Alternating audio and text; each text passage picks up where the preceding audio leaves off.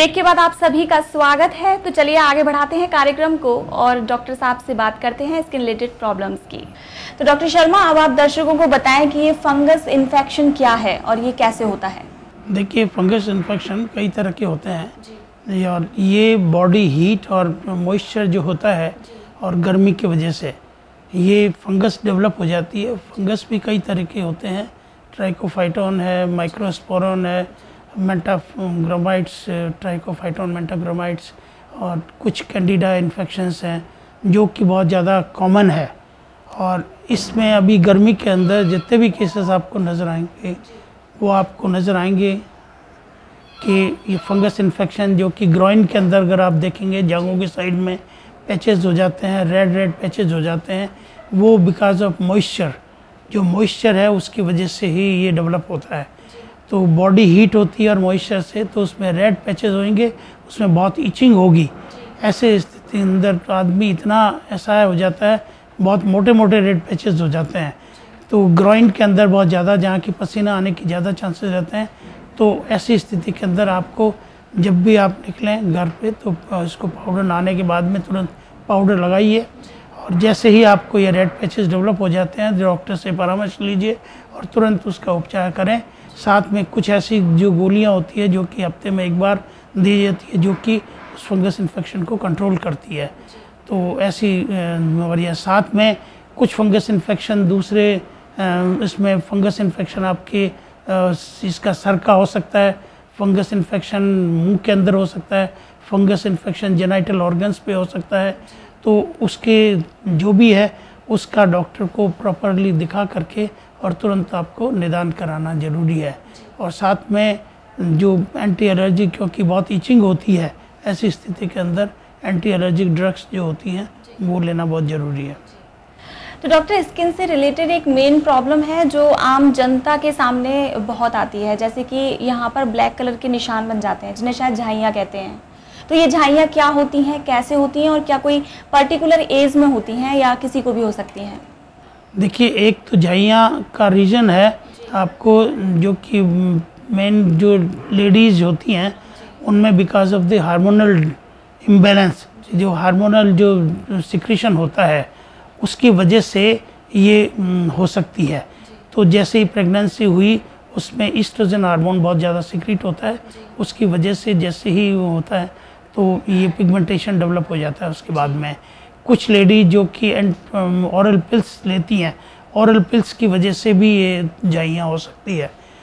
कुछ केसेस के अंदर जिन लेडीज़ जो कि एनीमिक होती हैं, एनीमिया के अंदर भी ये चीज़ हो सकती है, इस टाइप के पैचेस हो सकते हैं।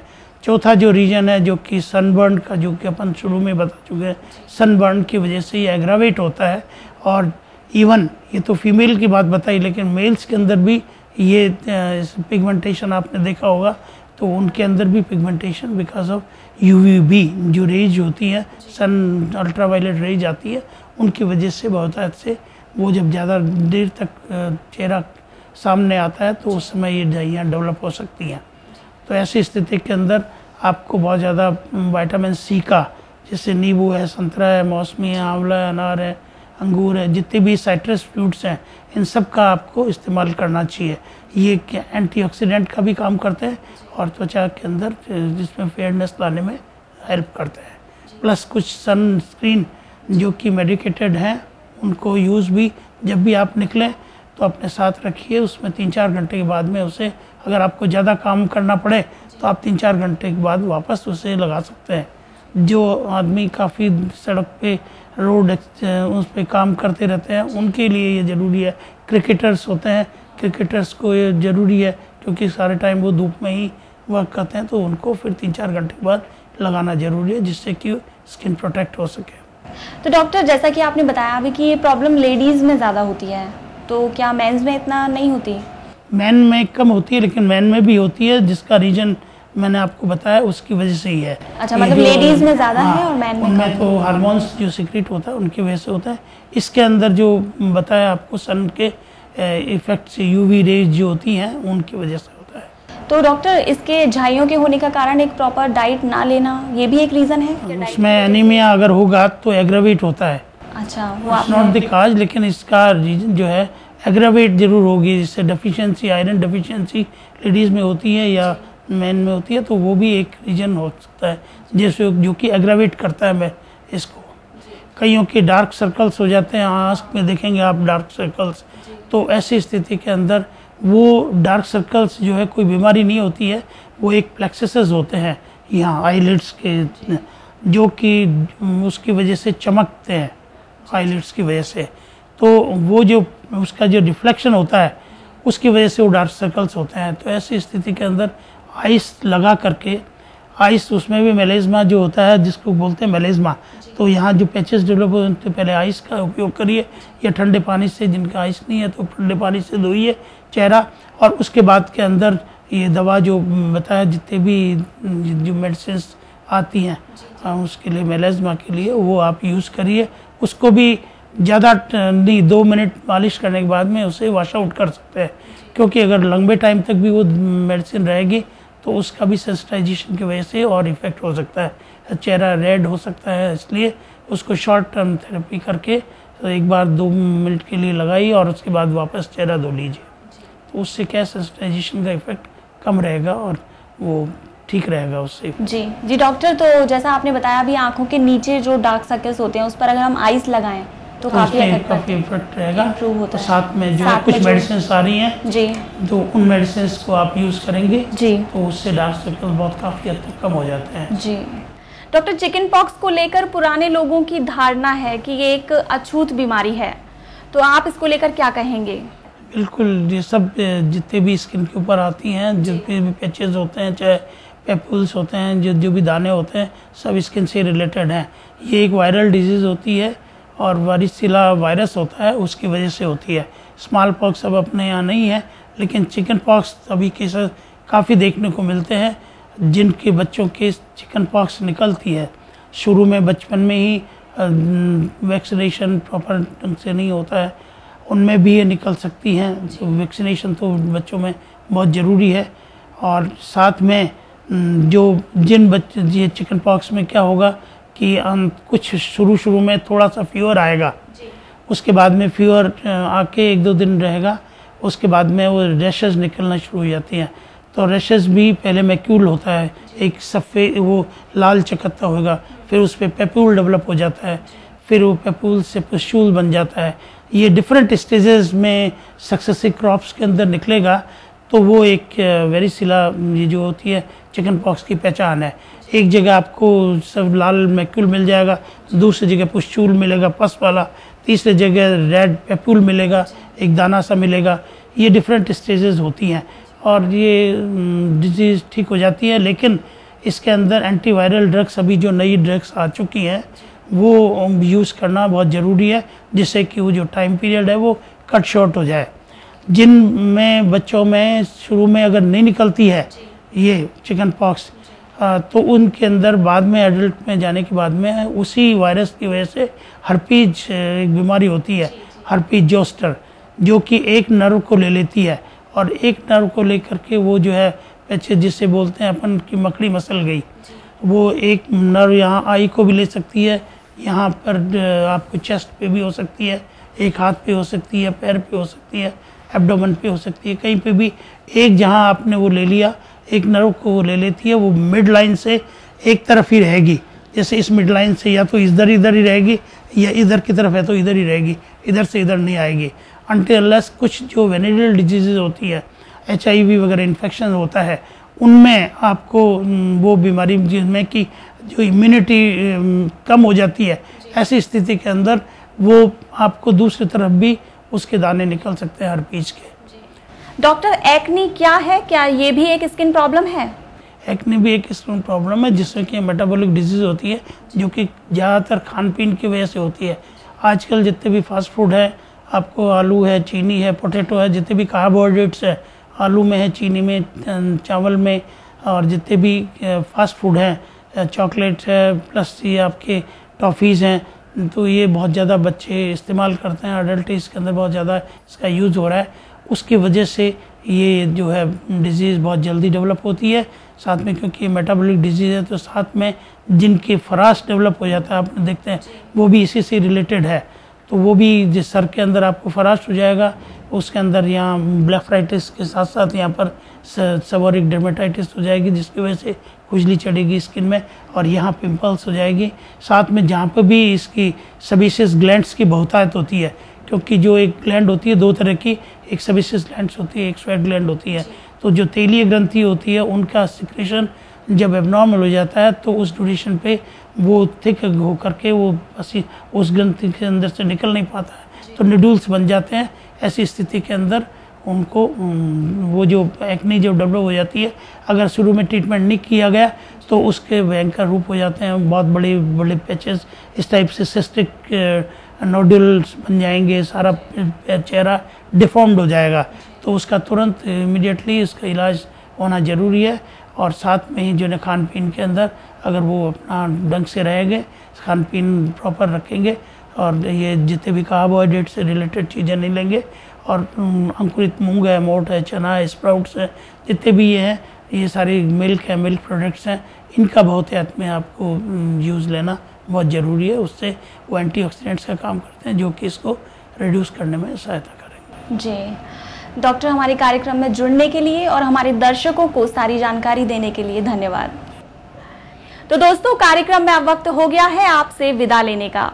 जैसा कि आज के एपिसोड में आप लोगों ने जाना स्किन रिलेटेड प्रॉब्लम्स और उनके सॉल्यूशंस डॉक्टर केसी शर्मा से।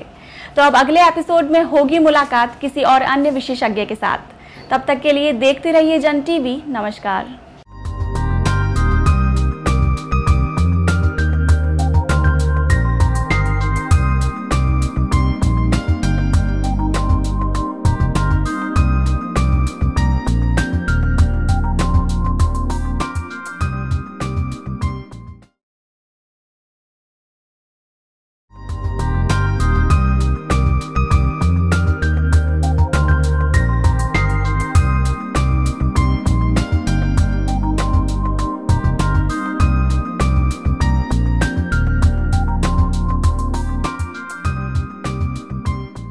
नमस्कार दोस्तों, मैं पूनम शर्मा आप सभी का स्वागत करती हूं हमारे सेहत और स्वास्थ्य संबंधित कार्यक्रम मेडिटॉक्स में।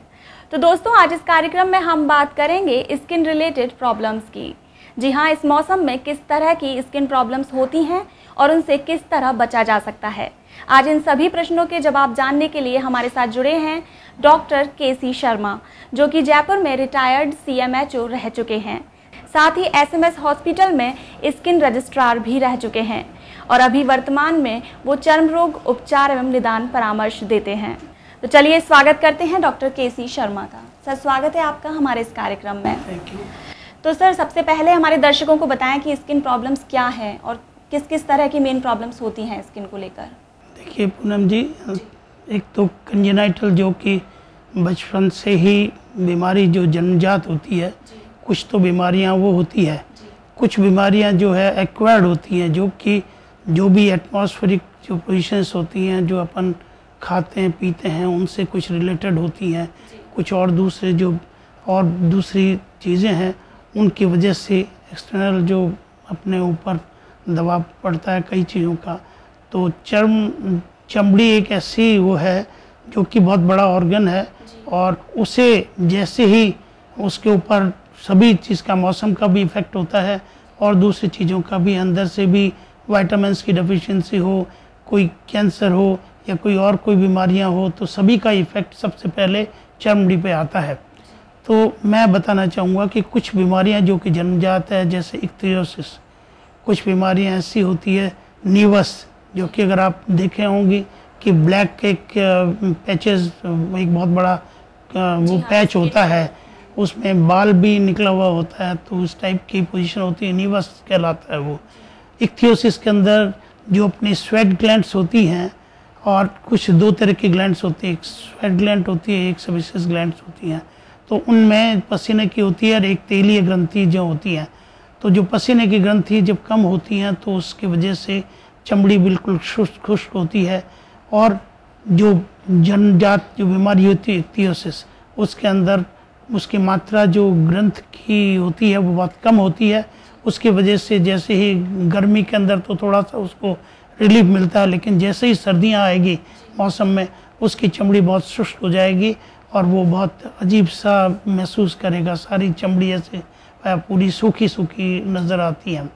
साथ ही कुछ बीमारियां जो कि एक्वायर्ड हैं, उनके अंदर जो मोस्ट कॉमन जो बीमारियाँ जो अभी चल रही हैं, उनके अंदर सबसे पहले मैं बताऊंगा अर्टिकेरिया, जो दाफड़ होते रहते हैं, वो भी बहुत कॉमन है। हमारे पास काफ़ी पेशेंट्स जो है दाफड़ के आते हैं। कुछ बीमारियां ऐसी होती जो एक्नी, जो कि रिलेटेड है, मेटाबॉलिक रिलेटेड डिजीज़ हैं।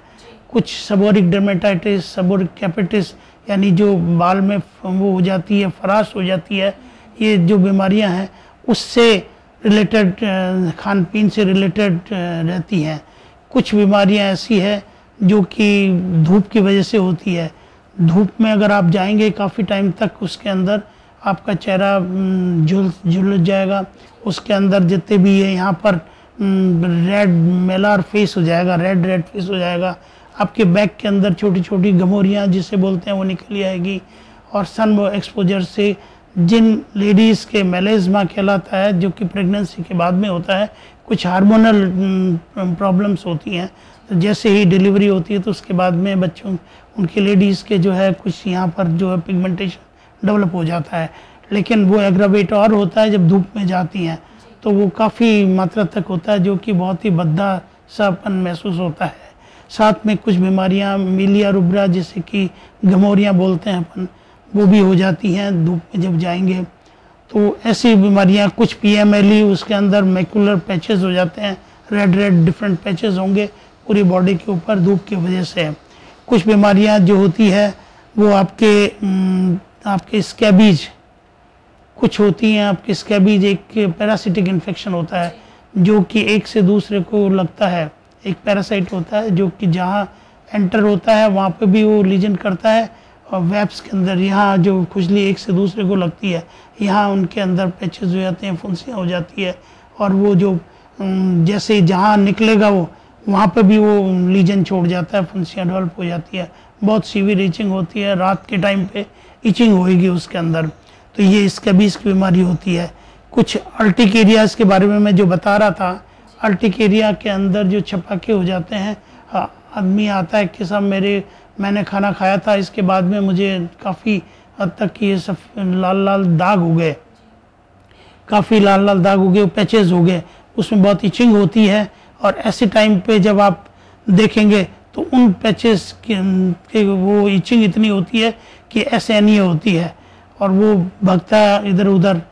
कुछ डॉक्टर्स हमारे जो कि उसमें स्टेरॉइड दे देते हैं, तो ऐसी स्थिति के अंदर स्टेरॉइड नहीं दे करके उसका उपचार सिर्फ एंटीस्टेमिनिक्स जो दवाएं होती है, एंटी एलर्जिक जो मेडिसिन होती हैं, उसी से ही किया जाता है।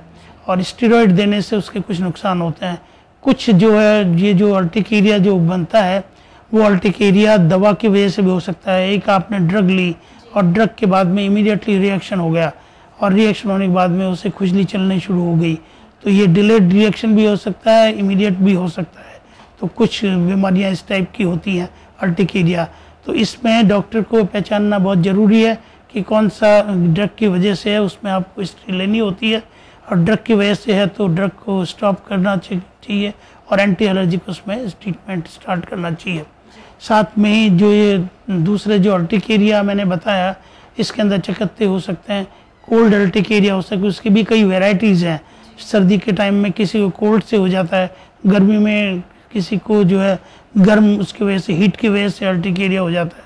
किसी को प्रेशर लगाते ही जैसे ही हाथ पकड़ेंगे इमीडिएटली लाल हो जाएगा। कुछ को फिजिकल अर्टिकेरिया होता है, उसमें क्या होगा कि आपकी लाइनें हो जाती है एक एक की, जैसे ही आप यहाँ हाथ लगाएंगे या पेन से भी स्केच करेंगे तो लाइनें हो जाएगी। ये डिफरेंट टाइप ऑफ अर्टिकेरियाज हैं, उनके लिए ट्रीटमेंट वही सेम है। और अर्टिकेरिया के अंदर आपको उसमें ठंडी वातावरण में थोड़ा सा रखना चाहिए उस समय, और उनमें दवा कैलामिना जो आती है, लैक्टोकैलामिन टाइप की जो मेडिसिन आती है कैलामिन, वो उसके साथ साथ उसमें दिया जाता है। कुछ स्टेरॉइड क्रीम मिला करके, उसमें स्टेरॉइड लोशन जो आते हैं उनको मिला करके और फिर उसके बाद में दिया जाता है। तो ऐसी स्थिति के अंदर इमीडिएटली उसका उपचार होना चाहिए। अर्टिकेरिया बहुत जल्दी ठीक हो जाएगा, लेकिन क्योंकि अर्टिकेरिया जो है ऐसी बीमारी जो कि प्रोलॉन्ग चलता है, तो ठीक तो 4-5 रोज में हो जाएगा, लेकिन उसको धीरे धीरे हम डिसेंसिटाइज करते हैं। डिसेंसिटाइज में क्या है कि उसकी डोज जो है पहले लंबे टाइम तक 3-4 ड्रग्स दे करके उसके बाद में जो एक बार डिसेंसिटाइज हो जाता है तो ग्रेजुअली उसको धीरे धीरे जाके विड्रा करेंगे हम। तो ये अगर हम धीरे धीरे विड्रा करेंगे तो वो अर्टिकेरिया दोबारा नहीं होगा। अदरवाइज तो एक बार जैसे ही आपका अर्टिकेरिया हुआ 3 दिन में ठीक हो गया, पेशेंट ने दवा बंद कर दी, इमीडिएटली वापस हो जाएगा। तो इसके लिए डिसेंसिटाइजेशन के लिए धीरे लंबे टाइम तक दवा लेना डॉक्टर की सलाह के हिसाब से बहुत ज़रूरी है। साथ में कुछ अर्टिकेरिया जैसे हैं जो ड्रग्स के लिए बताया मैंने आपको, ड्रग्स को स्टॉप करके और उनको एंटी एलर्जिक ट्रीटमेंट तुरंत स्टार्ट कर देना चाहिए। अदरवाइज एक ड्रग जो है काफ़ी रिएक्शन भी कर सकती है। कई बार ड्रग रिएक्शंस हो जाता है, बड़ा सीवियर ड्रग रिएक्शन है, उसमें स्किन जो है पूरी आई चमड़ी वगैरह बिल्कुल काफ़ी हद तक निकल जाती है और अंदर छाले हो जाते हैं, बाहर छाले हो जाते हैं, होंठ पे छाले हो जाएंगे, मुंह में छाले हो जाते हैं, आइज़ के अंदर इन्फेक्शन, आइज में छाले हो जाएंगे, इस टाइप के पूरे वो हो सकते हैं। या एक पैच भी हो सकता है ड्रग फिक्स ड्रग रिएक्शन। तो वो पर्टिकुलर जो ड्रग्स हैं उसके सल्फा ड्रग्स होती हैं, ये निमेसुलाइड हैं, आपके डाइक्लोफेनेक है, कुछ दवाइयाँ ऐसी है जो कि बहुत ज़रूरी है, उनमें आपको ये लेना चाहिए कि इमीडिएटली उस ड्रग को स्टॉप करें और ड्रग स्टॉप करके फिर इमीडिएटली डॉक्टर से परामर्श करें जिससे कि तुरंत उसका उपचार हो जाए और उस ड्रग को दोबारा नहीं लें। तो डॉक्टर दर्शकों को बताएं कि इस मौसम में स्किन से रिलेटेड किस तरह की प्रॉब्लम्स सामने आ रही हैं। आपको कुछ तो घरेलू उपचार होते हैं जैसे कि आप अपने यहाँ पर पहले जो देसी इलाज हुआ करता था, नीम होता है अपना, उसकी जो छाल होती है, बार्क होती है, उसको घिस करके और फिर वो लगाते थे। उस समय तो यही इलाज था। तो ऐसी स्थिति के अंदर क्योंकि वो ठंडक पहुंचाता है और वो भी ठीक हो जाती है। कुछ अपन को जब गर्मी में निकलें तो अपन को एक तो खाली पेट नहीं निकलना चाहिए, दूसरा आप उसको पाउडर वगैरह लगा के रखें जिससे कि जो अपना पसीना जो आता है वो एब्जॉर्ब होता रहे। और पसीने की वजह से ये सब चीज़ें गमोरिया वगैरह जितनी भी हैं वो सब उसकी वजह से होती हैं। पसीने की वजह से ही कुछ गर्मी के अंदर दूसरी बीमारियां, फंगस इन्फेक्शन डेवलप हो जाता है, जिससे कि अगर आपने सुना होगा नाम कि पिट्रियासिस वर्सिकलर बोलते हैं, जिसे कि एक विभूति बोलते हैं, विभूति। तो उसके अंदर क्या होगा कि बिल्कुल सफ़ेद सफ़ेद दाग हो जाते हैं और साथ में जो है उसमें कुछ स्लाइटली स्केल्स होती हैं, वो डॉक्टर ही दिखता है।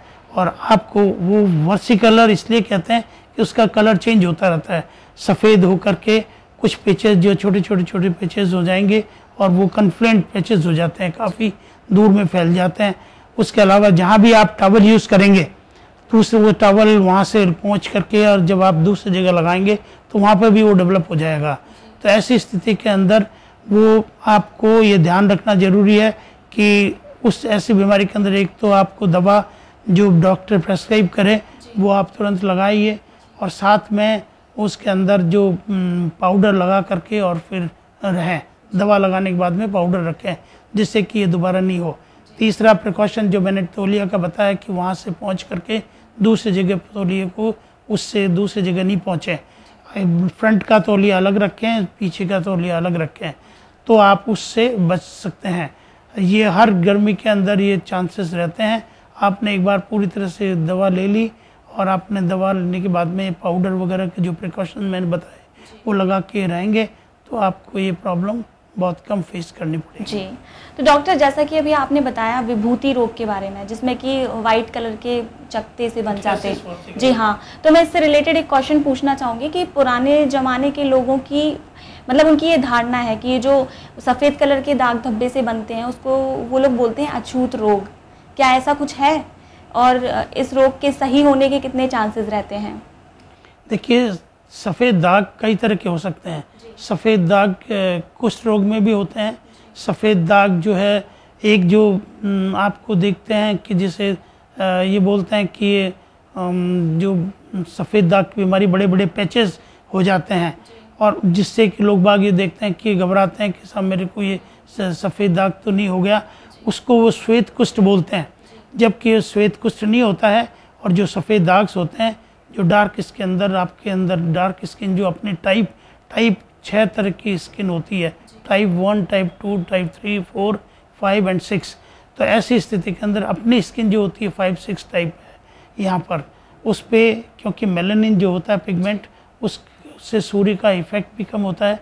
जो अपने अल्ट्रावायलेट रेज होती हैं UVA एंड UVB आती हैं, उसकी वजह से कई जो है सन जो बर्न जो बताया मैंने आपको, उन UVB जो रेडिएशंस होते हैं, जब भी आप कहीं दूसरी जगह जाएंगे, आप जैसे समुद्र के किनारे गए बीच पे, तो वहाँ पर जो किरणें हैं उसकी UVB रेज बहुत ज़्यादा जरूरत भी पड़ती है।